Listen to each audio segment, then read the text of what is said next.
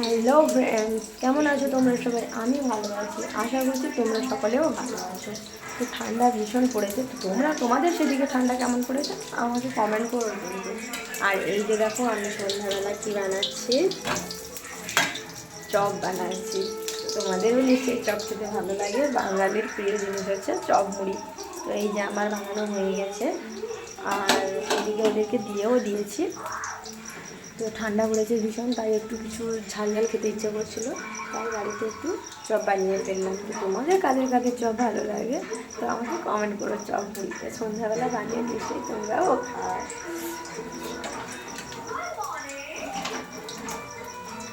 আর বন্ধুদের সকলের কাছে একটাই রিকোয়েস্ট করবো, তো তোমরা অনেকে ভিডিওটা দেখো কিন্তু ভিডিওটা উপরের দিকে ধাক্কা মেরে চলে যাও।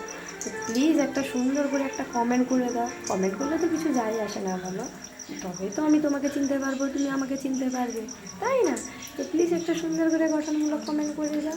চলো টাটা, তোমরা তো তখন ভিডিওটা দেখতে থাকো, আমিও চপ মুড়ি খেতে থাকি আর হাসতে থাকি। বাই।